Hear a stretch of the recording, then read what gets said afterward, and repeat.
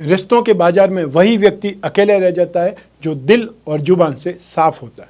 नमस्कार, मैं हूं कमल श्रीमाली। आप सभी का बहुत बहुत स्वागत करता हूं आपके अपने चैनल में और मासिक राशिफल जून 2022 के इस विशेष एपिसोड में।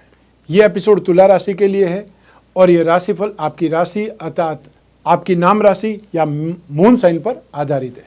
हर मासिक राशिफल के विशेष एपिसोड में बहुत सारे सेक्टर्स पर विश्लेषण करते हैं और इस बार भी सबसे पहले आपकी इनकम और इन्वेस्टमेंट पर, फिर आपके परिवार के सुख पर, फिर शिक्षा और संतान सुख पर, आपका स्वास्थ्य और शत्रुओं पर, दाम्पत्य सुख, साथ ही साथ गृहस्थ सुख और उन लोगों के बारे में भी बात करूंगा जिनकी कोई गहरी फ्रेंडशिप चल रही है। और विशेष रूप से विश्लेषण करेंगे आपके जॉब, प्रोफेशन, कैरियर या बिजनेस के बारे में। और अंत में मैं आपको बतलाऊंगा जून 2022 के वो विशेष उपाय जिससे इस राशिफल को अपने लिए अनुकूल बनाया जा सके, लाभदायक बनाया जा सके। तो आइए अब आरंभ करते हैं इस माह का राशिफल, मासिक राशिफल जून 2022। और सबसे पहले मैं आपको बतला रहा हूँ आपके इनकम और इन्वेस्टमेंट के बारे में। जून 2022 में इनकम के लिए, प्रॉफिट के लिए, कामकाज के लिए आपको बहुत ज़्यादा मेहनत करनी पड़ेगी, बहुत हाथ पैर मारने पड़ेंगे, तब जाकर के रेगुलर इनकम के आपको दर्शन होंगे। जो जॉब वाले हैं वो तो ठीक है, लेकिन जो लोग डेली रूटीन पर कामकाज करते हैं, मजदूरी पर जाते हैं या अपना छोटा सा कोई शॉप खोलते हैं या कोई ठेला लगाता है या कोई आसपास की छड़ी पर कुछ न कुछ कामकाज करता है, उन लोगों के लिए स्थितियाँ बहुत ज़्यादा, जिसको चिंताजनक बोल सकते हैं, वो स्थिति है। ऐसा नहीं मैं नेगेटिव बोल करके डराना चाहता हूं या परेशान करना चाहता हूं, लेकिन आप मेंटली प्रिपेयर होकर के उस चीज़ के लिए रेडी हो जाएं कि आपको जो भी संघर्ष दिखेगा आप उसका मुकाबला करेंगे। और ये जो सिचुएशन है, हर माह मैं राशिफल बतलाता हूं और ये सिचुएशन टेम्परेरी है। और जिन लोगों को विश्वास नहीं है कि ठीक हो सकता है, बहुत से लोग बोलते भी हैं कि एक चैनल वाले कुछ और बोलते हैं, दूसरे चैनल वाले कुछ और बोलते हैं, हम किस बात पर भरोसा करें। भरोसा किसी पर नहीं करना है, भरोसा अपने आप पर कीजिए। आपके साथ जो घटा है वो आपको मालूम है। तो पिछले मंथ के राशिफल पड़े हुए हैं हमारे चैनल पर, उनको देख लीजिए। आपको विश्वास होता है उन पर जो आपके साथ बीत चुका है, यदि वही मैंने बतलाया उसमें से ही कुछ बतलाया है तो आप विश्वास कीजिए, और नहीं तो आपके पास दूसरे ऑप्शन बहुत है। तो ऐसी स्थिति में कुछ कन्फ्यूज़न हो सकता है, लेकिन फिर भी जून 2022 में दिमाग का इस्तेमाल ज़्यादा करना पड़ेगा, कुछ नया सोचना पड़ेगा, नए ढंग से कामकाज करना पड़ेगा, नए लोगों के साथ में एक्सपेरिमेंट करना पड़ेगा, तब जाकर के कामकाज आगे सरकेगा। 15 जून के बाद में कुछ राहत जरूर मिलेगी, इसमें कोई शक नहीं है। लेकिन ये माह लाभ की स्थिति में या प्रॉफिट की स्थिति में आपको मेहनत ज़्यादा करने की सलाह दे रहा हूँ। संघर्ष का सामना करना पड़ेगा, इसके लिए निश्चित तौर पर तैयार रहें, कमर कस लें। आइए अब बात करें इन्वेस्टमेंट के बारे में। जून 2022 में राशि से सेकंड हाउस पर, क्योंकि इन्वेस्टमेंट के लिए सेकंड हाउस से ही विचार किया जाता है, इस भाव पर बृहस्पति की शुभ दृष्टि भी है, तो शनि की शत्रु राशि पर दृष्टि भी है। तो ऐसी स्थिति में सोच समझ करके इन्वेस्टमेंट करना है। लेकिन जो लोग स्क्रिप्ट के थ्रू इन्वेस्टमेंट करना चाहते हैं वो फाइनेंस कंपनियों पर, कंसल्टेंसी वाली कंपनियों पर और या कन्फेक्शनरी आइटम बनाने वाली कंपनियों पर, यूटेंसिल से संबंधित कामकाज करने वाली कंपनियों के स्क्रिप्ट पर इन्वेस्टमेंट कर सकते हैं। और जो कमोडिटी के थ्रू इन्वेस्टमेंट करना चाहते हैं वो लोग गोल्ड पर, दालों पर या केसर पर, हल्दी पर और या फिर क्रूड ऑयल पर इन्वेस्टमेंट कर सकते हैं। स्टील से संबंधित कोई स्क्रिप्ट हो, सीमेंट से संबंधित कोई स्क्रिप्ट हो तो उसमें भी इन्वेस्टमेंट करना शुभ रहेगा। तो ऐसी स्थिति में, और स्पेशली जो ज़मीन जायदाद में इन्वेस्टमेंट करना चाहते हैं, प्रॉपर्टी में इन्वेस्टमेंट करना चाहते हैं, रियल एस्टेट में इन्वेस्टमेंट करना चाहते हैं, उन लोगों के लिए तो ये मार्केट खुला हुआ है, अर्थात समय आपका साथ दे रहा है। ऐसी स्थिति में निश्चित तौर पर इन्वेस्टमेंट करना सुखद माना जाएगा, शुभ माना जाएगा। आइए अब बात करें आपके पारिवारिक सुख की। राशि से 4th हाउस से, सुख भाव से इसका विचार किया जाता है। इस भाव का अधिपति शनि है जो केंद्र का स्वामी होकर के त्रिकोण में स्थित है। इस सिचुएशन को राजयोग कहा जाता है। तो ऐसी स्थिति में आप पारिवारिक रिश्तों पर हावी होने का प्रयास करेंगे, मनमानी करने का प्रयास करेंगे और दूसरे लोग जो रास्ता रोकेंगे या आपका विरोध करेंगे, आप उन पर भी एक प्रकार से रिश्ते बिगाड़ने का आरोप लगाएंगे और ऐसी स्थिति में खुद ही संदेह के दायरे में आ जाएंगे। या ये बोल सकते हैं मनमाना जो आपको करने का विचार आया हुआ है वो भी ज़्यादा समय तक नहीं टिकेगा, क्योंकि 12 जुलाई को फिर से आपको शनि का ढैया लग जाएगा। ऐसी स्थिति में जो कुछ भी अभी आपको एक प्रकार से बहुत अच्छा दिख रहा है, सुखद दिख रहा है या आपको लग रहा है कि मैं हावी हो सकता हूँ, वो स्थितियाँ आपके खिलाफ चली जाएंगी। तो ऐसी स्थिति में ध्यान रखें। और आप अपनी ही प्रॉपर्टी पर इन्वेस्टमेंट करना चाहते हैं तो डील कर सकते हैं, लेकिन उसमें भी ध्यान रखना है कि 12 जुलाई तक का ही आपके पास समय है। 12 जुलाई से लगा करके 17 जनवरी 2023 तक सेफ साइड में रहना है, उस समय डील करने से बचना है। आइए अब बात करें आपकी शिक्षा के सुख पर, संतान सुख पर। राशि से 5th हाउस से शिक्षा भाव या संतान भाव से इसका विचार किया जाता है, विश्लेषण किया जाता है। इस भाव का अधिपति शनि है और यहाँ पर त्रिकोण भाव का अधिपति शनि और केंद्र का अधिपति शनि होने के कारण यहाँ शनि को ज़्यादा बलवान माना जाएगा। ऐसी स्थिति में आप में से जो भी स्टूडेंट्स टेक्निकल लाइन को लीड कर रहे हैं, टेक्निकल लाइन में शिक्षा ग्रहण कर रहे हैं या अपने आप को अपग्रेड कर रहे हैं, उनके लिए स्थितियाँ बहुत ज़्यादा सुखद है। और स्पेशली 12 जुलाई से पहले यदि आपके एग्ज़ाम है और आप टेक्निकल फील्ड लिए हुए हैं, टेक्निकल सब्जेक्ट लिए हुए हैं, तो स्थितियाँ आपके पक्ष में ज़्यादा है, हवा आपकी ओर बह रही है। तो ऐसी स्थिति में आप ज़्यादा सफल हो सकते हैं, ज़्यादा गेन कर सकते हैं, एप्रिसिएशन पा सकते हैं, या वो लोग जो डिस्टिंक्शन मार्क्स पाने वाले लोग हैं उनको और ज़्यादा बेहतरीन रिजल्ट मिल सकता है। तो आप में से जो भी लोग फिजिक्स में, केमिस्ट्री में, साइंस में अर्थात नॉन मेडिकल या मेडिकल में शिक्षा ग्रहण कर रहे हैं, mechanical engineering, chemical engineering, aviation, space science, astrophysics, इसमें जो लोग भी पढ़ रहे हैं, रिसर्च स्कॉलर्स हैं, उनके लिए ये समय काल बहुत ज़्यादा सपोर्ट कर रहा है। आपके लिए सक्सेस की संभावनाएं बहुत ज़्यादा बलवान है। आपको इस समय काल का फ़ायदा उठाना ही चाहिए। और आप में से जो लोग कॉमर्स के स्टूडेंट हैं या जो मैथमेटिक्स के स्टूडेंट हैं, इकोनॉमिक्स लेकर के कोई न कोई कोर्स कर रहे हैं, या फिर आप म्यूज़िक से संबंधित कोई ट्रेनिंग कर रहे हैं या शिक्षा ग्रहण कर रहे हैं, उस स्थिति में भी आपके लिए स्थितियां बहुत ज़्यादा सुखद है। और जो लोग टेलीकॉम इंजीनियरिंग से संबंधित स्टूडेंट्स हैं, उनके लिए और ज़्यादा बेटरमेंट की स्थिति है। कुछ न कुछ नया आपको देखने को, सुनने को, करने को मिलने वाला है। तो इस स्थिति को देखते हुए यहाँ पर मैंने संभावनाएं बताई है आपको कुछ सब्जेक्ट को लेकर के, वहाँ पर आपको ज़्यादा ध्यान रखना है। जो फाइनेंस के स्टूडेंट्स हैं, लिटरेचर के स्टूडेंट्स हैं या ग्रामर के स्टूडेंट हैं, उन लोगों को बहुत ज़्यादा मेहनत करने पर ही सपोर्ट मिल पाएगा। और एक सब्जेक्ट और है जिसको आप कंप्यूटर साइंस बोल सकते हैं, जिसको आप जो एग्रीकल्चर बोल सकते हैं, उन लोगों को भी बहुत ज़्यादा मेहनत करने की आवश्यकता पड़ने वाली है। मेहनत करने पर ही आपको एक प्रकार से कंफर्टेबल रिजल्ट प्राप्त हो सकता है, अन्यथा फिर आपको एक प्रकार से संघर्ष या असंतुष्टि मिल सकती है। तो मैं नहीं चाहता कि आपको असंतुष्टि हो या संघर्ष देखना पड़े, क्योंकि आगे आपकी लाइफ और ज़्यादा उज्जवल, और ज़्यादा मेहनत करके आपको सफल होना है। इसलिए इस समय काल को बहुत अच्छे ढंग से यूज़ करें। आइए अब बात करें संतान सुख की। यही ग्रह स्थितियाँ, यही समय काल आपको लाभ देगा संतान सुख में भी। तो संतान की ओर से भी सही इन्फॉर्मेशन मिलेगी, सही सूचना मिलेगी संतान की उन्नति की, प्रगति की, या ये बोल सकते हैं जो संतान के लिए आपने कुछ सोचा है उस पैरामीटर पर वो फिट होंगे या उस सिचुएशन में आपके लिए खरे उतरेंगे। तो यहाँ पर संतान का सुख, और स्पेशली जो कन्या संतान है वो आपकी उम्मीदों पर ज़्यादा सही उतरेगी या खरी उतरेगी।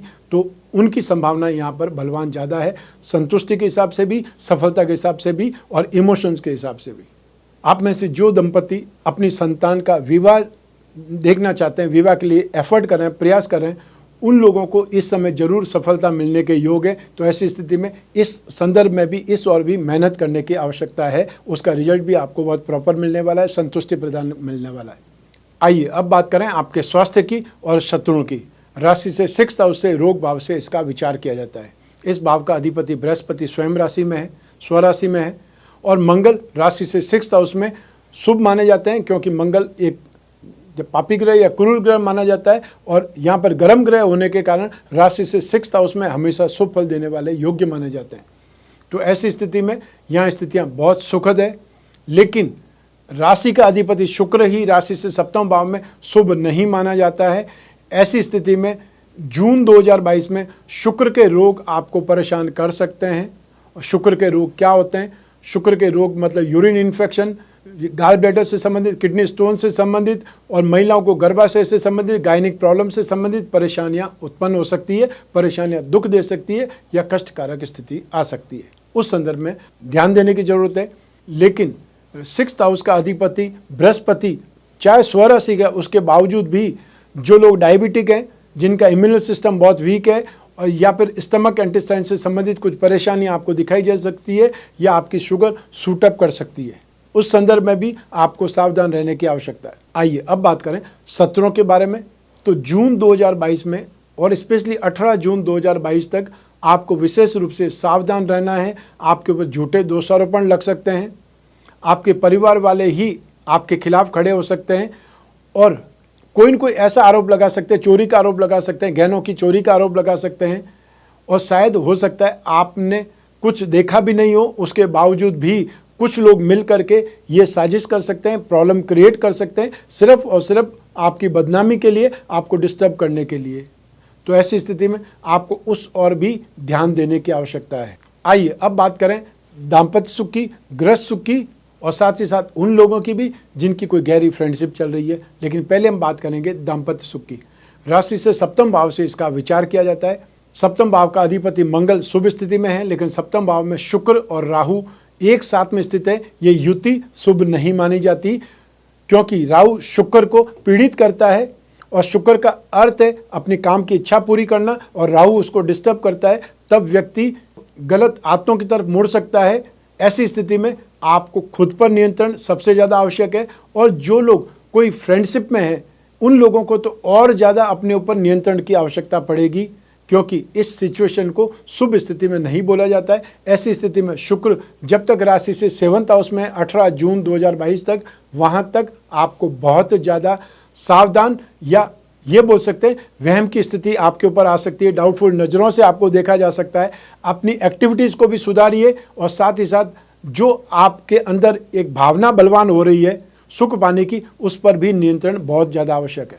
जो अविवाहित हैं उनको बहुत ज़्यादा सावधान रहना है, अन्यथा आप बदनामी के दायरे में आ सकते हैं।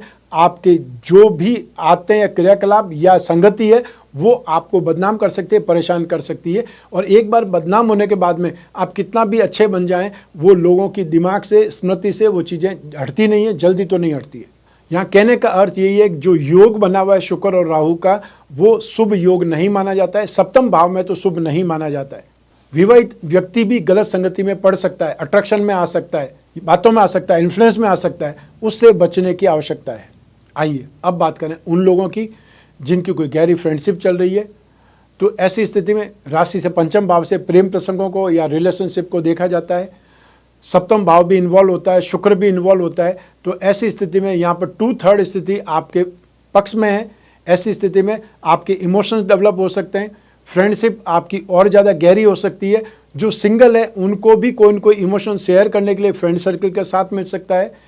ऐसी स्थिति में आप समय देख करके अपनी मन की बात बता सकते हैं और संभव है जो लोग नई दोस्ती चाहते हैं उनकी वो दोस्ती कबूल हो जाए, ये संभव है। और जो ऑलरेडी कोई न कोई गहरी फ्रेंडशिप में वो और आगे बढ़ सकते हैं, अतः फैसला कर सकते हैं कोई फ्रेंडशिप को रिश्ता देने के लिए। तो ये सबसे अच्छी स्थिति है कि आप जिसको जानते हैं, जिसको समझते हैं, उसके साथ में भी आप जीवन बिताना चाहते हैं। तो ऐसी स्थिति में घर वालों की परमिशन बहुत आवश्यक है। तो अपने घर वालों से मिलिए, पेरेंट्स से मिलाइए और यदि उनकी अनुमति होती है तो ज़रूर विवाह करें, क्योंकि माँ बाप ने जिन्होंने पाला है, जिन्होंने सपने देखे, उनके सपने तोड़ने का अधिकार बच्चों को नहीं है। मेरी ऐसी धारणा है, मेरा ऐसा मानना है। आइए अब बात करें आपके जॉब, प्रोफेशन, कैरियर या बिजनेस की। राशि से 10th हाउस से इसका विचार किया जाता है। इस भाव का अधिपति चंद्रमा है और इस भाव पर बृहस्पति की शुभ दृष्टि है और बृहस्पति इस राशि में अर्थात कर्क राशि में चंद्रमा पर उच्च राशि की दृष्टि होती है, अर्थात बृहस्पति यहाँ करके उच्च राशि के होते हैं। तो स्थिति और ज़्यादा बलवान मानी जाएगी। शुक्र भी 18 जून को राशि के अधिपति होने के कारण राशि से 8th हाउस में आ जाएंगे और राशि से 8th हाउस में शुक्र को फिर भी शुभ माना जाता है, नेगेटिव नहीं माना जाता है। राशि से 6th और 7th हाउस में तो शुक्र को नकारात्मक फल देने के लिए बाध्य माना जाता है। तो ऐसी स्थिति में यहाँ पर आप बहुत अच्छे ढंग से अपने कामकाज को चलाएंगे। हालांकि स्टार्टिंग में मैंने बोला एक लाभ की स्थिति नहीं है, आपको बहुत ज़्यादा मेहनत करने पर ही फल मिलेंगे और संतुष्टि शायद नहीं मिल पाएगी, लेकिन लाभ एक अलग चीज़ है और कामकाज करना एक अलग चीज़ है। जो लोग प्रोफेशनल्स हैं, रोज आप कोर्ट जाते हो लेकिन रोज़ नए क्लाइंट नहीं मिलते हैं, जो है क्लाइंट उनको ही मेंटेन करना पड़ता है। तो हो सकता है आपका कामकाज बढ़ जाए, कामकाज में संतुष्टि मिल जाए, नए नए क्लाइंट मिल जाए, लेकिन इसका अर्थ रोजाना लाभ हो जाए ये भी नहीं है। लेकिन जो लोग दुकानदार हैं उनको तो रोज का कामकाज से ही वो लाभ की गुंजाइश को नापते हैं। तो ऐसी स्थिति में लाभ की स्थिति जो है वो मैंने बोला है बहुत हाथ पैर मारने पड़ेंगे। लेकिन जहाँ पर आपके वर्क कल्चर की बात है, जो लोग जॉब वाले हैं वो बहुत कंफर्टेबल कंडीशन में अपने कामकाज को अंजाम देंगे, या हो सकता है उनको सुख सुविधाएं ज़्यादा देखने को मिल जाए, कोई नए ऑफिस में उनकी ट्रांसफ़र हो जाए जहाँ पर सुख सुविधाएं बहुत अच्छी है। गर्मी के एटमॉस्फेयर में आपके कैबिन में या आपके ऑफिस में एसी लग जाए या कूलर लग जाए, वो स्थितियां और सुखदायक है। तो ऐसी स्थिति में जून 2022 में आपको सुखद स्थितियों का सामना ज़्यादा होगा और ऐसी स्थिति में संतुष्टि भी आपको मिलेगी। और जो संतुष्ट होते हैं वो कामकाज बहुत अच्छे ढंग से करते हैं, अर्थात उनका काम का परफॉर्मेंस बहुत अच्छी हो जाती है या क्वालिटी बहुत अच्छी सुधर जाती है।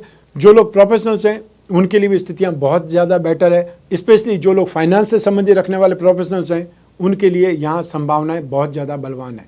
तो आप में से जो भी लोग जो टूर्स एंड ट्रैवलिंग से संबंधित, टूरिज्म से संबंधित कामकाज करने वाले लोग हैं या पानी का काम करने वाले लोग हैं, मिनरल वाटर हो सकता है, वाटर सप्लाई आप टैंकर के थ्रू करने वाले लोग हो सकते हैं, या कोल्ड ड्रिंक का काम करने वाले लोग हो सकते हैं, और या फिर आप में से डेयरी प्रोडक्ट सप्लाई वाले लोग हो सकते हैं, दूध सप्लाई करने वाले लोग हो सकते हैं। चाहे आप दूध का काम करें, कोल्ड ड्रिंक का काम करें, पानी का काम करें या परफ्यूम और सेंट का काम करें, जून 2022 आपके कामकाज में एक नई गति लाएगा, स्पीड लाएगा, नेक्स्ट स्टेप पर आपको पहुंचाएगा। फाइनेंस का काम करने वाले, फाइनेंस ब्रोकरेज का काम करने वाले, गिरवी का काम करने वाले या एजुकेशन सेक्टर से संबंधित कामकाज करने वाले, बेकरी, कन्फेक्शनरी और यूटेंसिल से संबंधित कामकाज करने वाले, राजनीति क्षेत्र के लोग जून 2022 में बेटर डेवलपमेंट करेंगे, आगे बढ़ेंगे और उनका कामकाज भी फैलेगा।